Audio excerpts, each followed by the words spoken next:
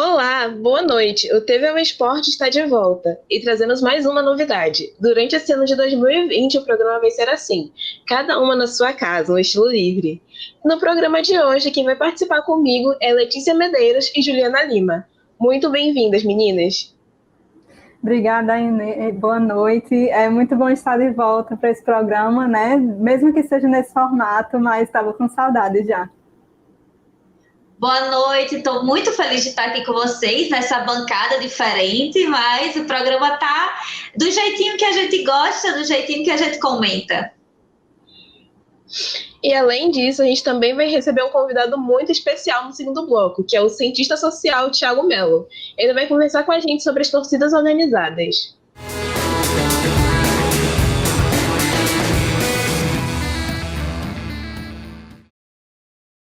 E vamos começar o programa falando dos últimos resultados dos times potiguares da Série D do Brasileirão. E é Camila Emily quem traz os resultados.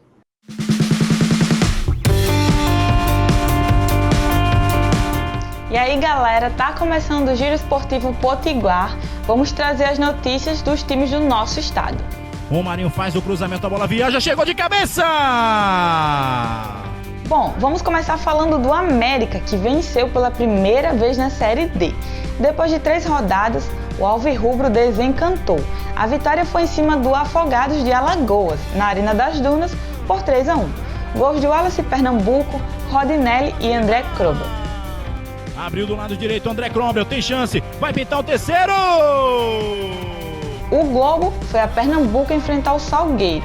Esse duelo vale a liderança do Grupo C. O jogo terminou empatado com um placar magrinho de 0-0. Melhor para o Globo, que conseguiu um pontinho fora de casa. Ganhou bem a bola, vai para a linha de fundo, cruzamento perigoso na grande área, no toque e o gol! O Potiguar goleou Vitória da Conquista fora de casa. Com vários jogadores isolados por conta do Covid, o time baiano chegou a abrir 2-0, mas o Potiguar virou o jogo para 4-2. Romeu anotou 2 gols, Lucas contra e o Wilson fechou o placar.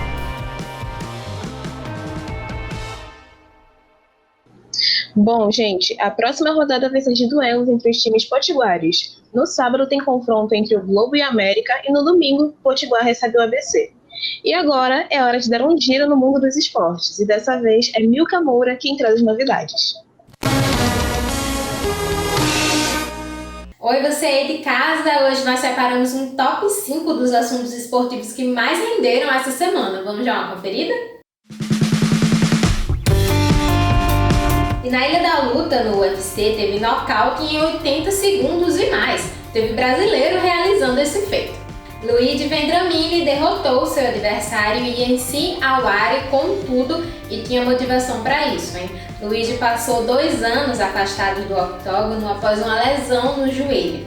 Em entrevista, ele explicou que treinou muito para poder voltar e dar o seu melhor. I waited 2 years, 2 surgeries. I hurt my shoulder. My lives be like terrible, but I know everything happened here is for this big win. I feel like I'm amazing now, and now I feel like my life starts now. Understand? Na última semana, alguns jogadores como Richarlison e o goleiro Rafael Cabral se uniram com a hashtag Justiça por Robson nas redes sociais. Robson era o motorista do jogador Fernando, que teve passagens pelo Grêmio e pela seleção brasileira e que atualmente joga no Beijing Guoan, na China. Em 2019, Fernando atuava na Rússia pelo Spartak Moscou. O que aconteceu foi que em fevereiro, o motorista de Fernando, Robson, foi preso ao entrar na Rússia com remédios que possuíam substância proibida no país. Mas os remédios eram para o sogro de Fernando e Robson não tinha conhecimento dos medicamentos. Alexia Palo e gol! E no primeiro Eu Clássico feminino da história, o Barcelona goleou o Real Madrid. O placar foi de 4-0. O jogo encerrou a primeira rodada do Campeonato Espanhol. Com 13 pontos, o Atlético Mineiro é o líder isolado do Campeonato Brasileiro. O time goleou o Vasco no último domingo e chegou aos 27 pontos. Time Panther é imoral! É imoral! No confronto contra o Lakers, o Heat venceu por 115-104. E o jogo teve destaque, Jimmy Butler, que conseguiu um triplo-duplo. Era a oportunidade que o Heat precisava. Vocês viram aí que a NBA chegou à sua fase final. Disputa entre o Lakers e Heat. E aí, meninas, o que vocês acham que podemos esperar dessa fase final? Bom, a gente já está vendo muitas coisas boas, né? Até um tanto quanto surpreendentes. Os times eles tiveram caminhos bastante distintos assim para chegar até essa final. Os Lakers, assim, desde antes da pandemia, né, da gente parar com a temporada, eles já eram vistos como favoritos pela presença do LeBron James no time, pelo Anthony Davis. Então tinha todo esse peso atrelado à equipe. Já o Heat, assim, é um time que principalmente depois que o LeBron saiu de lá, depois que o Dwayne Wade saiu, teve um período de decadência e lentamente assim, eles estão se reconstruindo e acho que finalmente chegaram numa época muito boa para a equipe, né? Eles obviamente estão na final, então fizeram muita coisa certa. Mas ninguém esperava, né, que eles chegassem assim. Bom, com certeza eles esperavam isso. Mas eliminaram times que eram favoritíssimos, como Boston Celtics, como o Milwaukee Bucks, do Giannis Antetokounmpo. Então, realmente, assim, é uma final um tanto quanto inesperada de um lado, por outro nem tanto, mas que a gente já está vendo aí que vai durar um pouco mais do que esperado. Muita gente estava apostando que os Lakers iam varrer o Heat, mas nesse jogo 3 a gente viu que não é bem assim. Eles vieram aí para segurar os Lakers, né? Porque os Lakers vêm aí como grande favorito. A gente pode dizer que o Heat é um pouquinho azarão, né, Letícia? Você disse que eu acho que só eles esperavam, e os fãs, né, que eles chegassem a essa final, porque foi realmente surpreendente, né? Lembrando que os Lakers, na temporada passada, né, que foi quando o LeBron chegou, não teve esse grande boom, né, que teve esse ano, né? A performance dos Lakers melhorou muito. O Davis chegou aí para fazer essa dupla perfeita, podemos dizer assim. Vou nem chamar de quase perfeita, vou chamar de perfeita com o LeBron. E aí eles estão vindo como os favoritos. Mas esse jogo 3 mostrou que o Heat não vai deixar assim tão fácil, não. Isso. E assim, Ju, eu acho que perfeito a gente só pode falar depois da final mesmo. Se eles ganharem, a gente fala que sim. Se não, vamos deixar no quase por um momento. Tá bom. Mas realmente você tocou num ponto assim, central desse time do Lakers, né? Que é essa dupla maravilhosa, LeBron James e Anthony Davis. E assim, se a gente parar para pensar, a equipe que rodeia eles, assim, não é cheia de grandes nomes, de talentos, assim, muito extraordinários, inclusive vários memes estão rolando na internet aí com relação aos jogadores do Lakers, que não são o LeBron e o Anthony Davis, como por exemplo o Kyle Kuzma, né? Tem gente que já criou até petição na internet para que ele não receba um anel, tá jogando muito mal.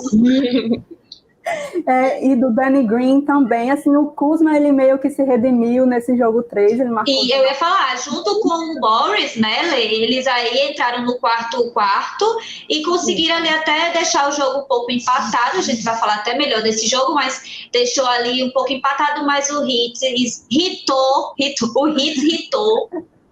foi superior o jogo todo, a gente pode falar assim. E o dono desse hit tem um nome, né? Tem um dono, Jimmy Butler, que marcou aí... O jogo da vida dele. E, olha, a gente talvez pode dizer, a gente tem que esperar o resto da final para ver se realmente esse momento foi um momento de reviravolta, mas que ele já deixou seu nome marcado, com certeza deixou. Fez aí um triplo-duplo de 40 pontos, 11 rebotes e 13 assistências. Realmente, assim, uma atuação sensacional. Para vocês terem ideia, apenas 3 jogadores na NBA conseguiram marcar triplo-duplo com mais de 40 pontos. Um deles é o próprio LeBron James e o outro, o Jerry West, que simplesmente está no logo da NBA, né? Então, assim, é uma companhia de peso e a gente realmente, assim, entende o Jimmy Butler como esse jogador que realmente chama a responsabilidade para ele. A gente sabe que o Heat vem lidando aí com lesões em titulares que são essenciais, né, Ju? Como, por exemplo, o Dragic e o Adebayo, então... que foram lesões, e principalmente o do Dragic, que foi uma lesão mais grave, que foi na parte de baixo do pé, falar da maneira bem simples, né, que chama face plantar. Ele foi mais grave, ele vai demorar um pouco mais a retornar, mas até esperavam que o Adebayor voltasse agora, né? Só que aí não aconteceu, que ele teve a lesão no ombro para esse jogo 3, mas agora a torcida está realmente esperando que ele volte para para ajudar mais esse time, que vai vir com força total para esse jogo 4, eu tenho certeza. Para vocês, além do Butler, qual é o segredo do Miami para surpreender todo mundo e chegar até essa final? Bom, eu acho que o fato de que ninguém esperava, né? Isso aí já é uma boa surpresa, assim. Acho que muitos times, principalmente o Celtics, principalmente o Bucks, eles subestimaram o time de Miami, o Eric Spoelstra, né? O técnico, o trabalho que ele estava fazendo ali. E também alguns jogadores que despontaram, como o Tyler Hero, por exemplo, que eu já tinha mencionado, e a primeira playoff dele. Então, assim, os times meio que não sabiam o que esperar. É um time que, assim, ninguém deu muita atenção, além da própria mídia local, né, lá de Miami, os torcedores. E quando a gente voltou para essas playoffs, nessa bolha da NBA, que, assim, a temporada ficou parada por muito tempo, a gente tinha, assim, várias incertezas, na verdade. Então, eles se aproveitaram desse momento e fizeram a sua temporada. Estão fazendo o deles aí, e já é uma atuação extraordinária para a equipe, um feito muito grande. Vamos ver aí até onde eles conseguem levar essa final. É isso. E nessa terça-feira, às 10 da noite, tem jogo 4, então vamos todo mundo assistir para acompanhar isso. Sim, com certeza. Gente, agora vamos falar de um assunto um pouco mais sério.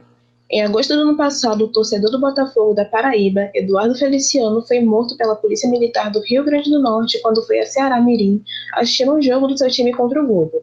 Veja a matéria. 10 de agosto de 2019. Aparentemente mais uma noite normal de futebol no Barretão. As torcidas chegavam de forma tranquila para acompanhar a partida. Dentro de campo, as equipes tinham que mostrar resultado. O Globo lutava contra o rebaixamento para a Série D e o Botafogo da Paraíba pelo acesso à Segundona. Até que um grupo de torcedores tentou invadir o estádio. A gente está falando do Globo, que é um clube muito recente, um clube empresa, que não tem uma torcida organizada, né, da qual a outra torcida visitante do Botafogo da Paraíba precisasse ou estivesse interessado em rivalizar, ou seja, era um jogo onde não existia um risco sério, né, de confronto entre torcida. Nada naquele jogo indicava que deveríamos ter algum problema. O alto preço do ingresso causou um comportamento condenável da torcida, que é a invasão de um estádio. Porém, esse evento condenável não era necessário, não justificaria nenhum tipo de violência da Polícia Militar daquela forma, que até ocasionou a morte de um torcedor. Arquibancada. Na definição do dicionário, uma construção destinada ao assento da audiência de um espetáculo ou evento. Poderia também ser definido como lugar de paixão, fervor e santuário dos apaixonados pelo futebol. Foi para estar nesse lugar que Eduardo Feliciano Justino da Silva, de 27 anos, ajudante de serralheiro, perdeu sua vida após participar da invasão e sofrer repressão policial. O crime até hoje encontra-se sem resposta. Ele veio com dezenas de outros torcedores e, segundo relatos de testemunhas, após uma ação policial, esse jovem teria sido atingido por diversos golpes e teria levado ele a perder a sua vida. O lapso temporal que já se passou até a presente data, ele é injustificável, porque já se passou mais de um ano e a gente não tem ainda nenhuma resposta, nem de quem estava envolvido na operação policial do dia que aconteceu essa tragédia. Quanto vale uma vida? A de Eduardo custou R$60, preço cobrado para poder acompanhar seu clube do coração. Infelizmente, essa não é uma realidade restrita apenas à Série C. Acontece principalmente na elite do futebol brasileiro. No ponto de vista histórico, você pensar também, o preço do ingresso ele tem sido majorado com essa perspectiva também. Você evitar a presença de torcedores, seja da casa, seja de fora, que são os chamados torcedores indesejados. Quando você fala de uma arena multiuso moderna, etc., você até entende o preço do ingresso ser majorado. porque ali você tem a justificativa da estrutura que está sendo ofertada, da qualidade da estrutura, dos banheiros limpos, de um serviço mais qualificado que os estádios tradicionais. Mas quando você vai para os estádios tradicionais no Brasil, você percebe que os mesmos preços têm sido também cobrados, o que nos leva a entender que não é só necessariamente uma relação de preço pelo serviço ofertado. Você está vendo ali, no caso, realmente uma intenção declarada de excluir um segmento específico da torcida. André faz parte da Fúria Independente há 12 anos. Já acompanhou o Belo em vários estados do Brasil.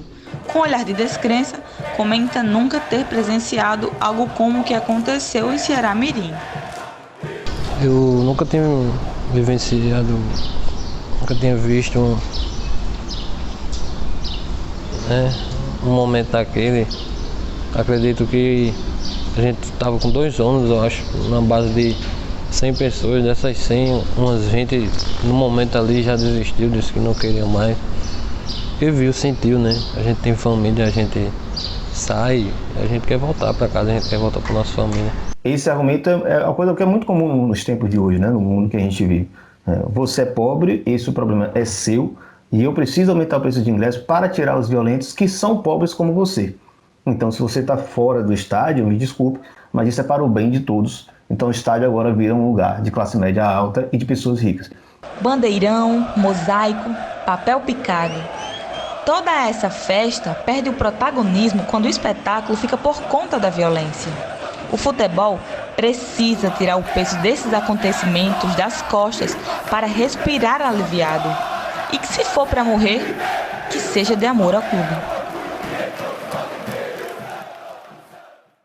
Nós recebemos uma nota retorno da Polícia Civil que diz o seguinte: a Polícia Civil do Rio Grande do Norte informa que a investigação sobre a morte do torcedor Eduardo Feliciano está tramitando perante a Delegacia Municipal de Ceará.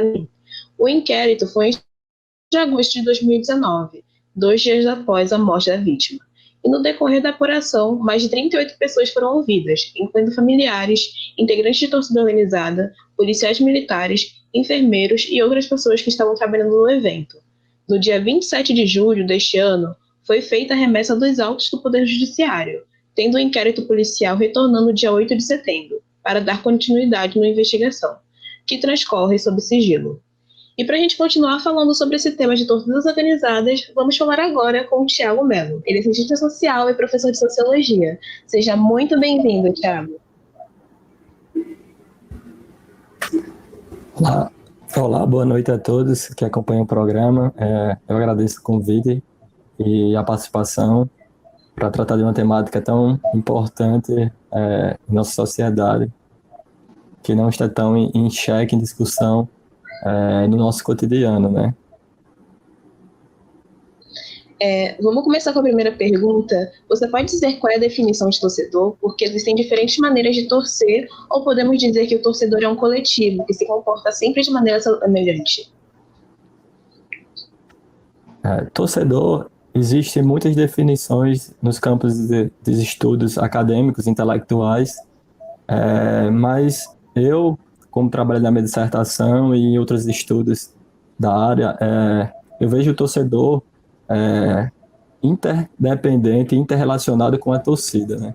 Ele tem um agir individual, ele é um ator social individual, mas que ele transcende a coletividade e ele voluntariamente ele opta por um clube, por um time de futebol. Existe um engajamento emocional para que o torcedor desenvolva um pertencimento, chamado pertencimento clubístico, né? Então, há um sistema de lealdade onde o torcedor pertence ao clube, é leal ao clube, e a reciprocidade na formação da própria torcida. E isso independente da frequência, digamos assim, que ele vai ao estádio, que ele acompanha os jogos, ou a intensidade da sua paixão. A minha pergunta, na verdade, já é um pouco nesse sentido, Thiago. Eu queria aprofundar um pouco mais essa questão da presença dos torcedores, né? Aí, acho que também podemos ir para a torcida organizada, mas eu queria saber de você assim, porque o campo sociológico, né, da torcida, principalmente do Brasil, deve ser muito fértil, porque é cultural, né, da gente, principalmente com o futebol, estar presente em estádios. E o que é que, assim, motiva essas pessoas a saírem de suas casas para ir ao estádio, né, torcer por algum time? Assim? O que é interessante de notar, um torcedor de futebol, a relação que existe do torcedor com seu clube, que não é uma relação só voltada à própria partida de futebol em si. Existe toda uma motivação, claro, cultural, que existem umas relações que desde a infância, sobre objetos como vestimentas, canecas, caderno, caneta, tudo com o emblema do time, coisas que fazem referência ao time. O que no meu trabalho eu chamo de imagens simbólicas. Imagens simbólicas, elas são apropriadas, construídas através das relações sociais, na sua casa, com seus familiares, com seus amigos, e existe toda uma lógica também midiática, espetacularizada, que influencia o construir. Mas, na minha opinião, o torcer, no sentido amplo da palavra e no engajamento emocional, como eu falei no conceito, vamos dizer, mais completo de torcer, eu ver, ele traz essa importância de ir ao estádio, porque a maioria das memórias, imagens verbais e não verbais, os sentimentos, as emoções são construídas com mais força, vamos dizer assim, com mais vivacidade na ida ao estádio. Então a motivação da ida ao estádio é futura futebolística, né? O universo do futebol, ele transcende a partida. Ele está no dia a dia, como eu falei, ele está nas relações sociais, ele está nas nossas vestimentas, nas nossas histórias contadas. Mas o ir ao estádio, ele é um universo com uma atmosfera completamente diferente e viva. E, Thiago, sobre a influência da torcida, a gente sabe que o torcedor, ele pode ser capaz aí de influenciar no jogo. Você acredita que existe esse 12º jogador, né? Que a torcida, às vezes, fala isso, né? A grande maioria das vezes. Você acha que tem esse poder, a torcida tem esse poder de mudar o jogo? Eu acredito que sim. Por diversas vezes que já assisti jogo de futebol, tanto acompanhando, vamos dizer assim, pela poltrona em casa ou no rádio, mas a maioria que eu acompanhei no estádio, o torcedor, ele influencia, sim. Eu já tive a experiência de ser jogador de nível amador, e a gente sente essa relação, né, energia, desse microcosmo social que afeta o jogador. E se nós analisarmos, o jogador, ele é a representação do clube e da torcida. Só que a torcida como coletividade, seja por agrupamentos, torcida organizada, outros tipos de torcidas, ou a torcida como um todo, ela também traz uma representatividade. Se você parar para pensar que quando nós estamos assistindo um jogo sem ser no estádio, que a gente vê o grito da torcida, os cânticos, tudo sendo entoado, às vezes nós até nos arrepiamos, né? E nos empolgamos. Imagina os torcedores que estão tendo todo esse contato, dessa energia. Thiago, como você acabou de falar, a torcida influencia sim o jogo. Mas como é que funciona a torcida organizada? Como é que ela acontece de forma sociológica por trás disso? A torcida organizada é um fenômeno social muito interessante. No caso brasileiro, ela surge, eu acho, final da década de 1960, e com a característica muito parecida da época de uma influência de outros agrupamentos sociais, né? Escola de samba, entidades estudantis, associações e próprias torcidas de clubes, elas tinham participações carnavalescas, nas charangas, né? E depois essas charangas são trazidas para dentro do estádio. Então, essa torcida organizada, vamos dizer que, logicamente falando, são agrupamentos de torcedores que sentem pertencidos a um clube. Existe um clubismo, né? Uma cultura de lealdade e de afeto a um clube, né? Uma relação afetiva particular com o clube. Só que, como o próprio nome diz, de maneira organizada a ter uma sede, a se ter um estatuto, a se ter relações de poderes entre os integrantes, quando o integrante ele fazer parte e ele a entrar nessa torcida organizada, a questão do escudo, que tem uma relação com o clube, propriamente dito, mas está separado, né, no sentido de torcidas organizadas. Ele tem o próprio escudo, ele tem seus próprios cânticos, né, não é o mesmo hino que é o hino oficial do clube. Então, a torcida organizada, ela surge nesse sentido, na necessidade dos torcedores parem e terem suas relações próximas organizadas, né? No final da década de 70, os clubes começam a fazer as viagens interestaduais e ir para acompanhar o seu time em jogos de futebol. Isso que é mais uma característica, né? Eventos das próprias torcidas organizadas. Conceitualmente falando, em relação ao torcedor, a diferenciação, porque, como eu disse anteriormente, o torcedor de futebol ele tem essa lealdade, esse sentimento de pertencimento, ele escolhe voluntariamente o clube, mas não existe uma frequência de participação, ou de acompanhar o time ou ao estádio. Para você ser torcedor da torcida organizada, além de você cumprir os pré-requisitos políticos, culturais da própria organização da torcida, você tem que ir ao estádio. O torcedor de torcida organizada, ele considera isso importante ir ao estádio, acompanhar o clube, viver com o clube. Como eu falei, viajar com o clube. Se você vê um jogo de um clube, vamos dizer, de pequeno porte ou médio porte em outra cidade ou numa geograficamente mais longe, em outro território, mas você ainda vê alguns torcedores, né, 10, 20, geralmente são organizadas, né, que estão lá torcendo, influenciando. E hoje há uma grande crítica das torcidas organizadas, principalmente, ao dito futebol moderno. Como o futebol ele está sendo levado nessa mercadoria e tendo essas mudanças que afetam diretamente a maneira de torcer tradicional, principalmente dessas torcidas, que são vistas, infelizmente, como marginalizadas, como violentos, como causadores de confusões.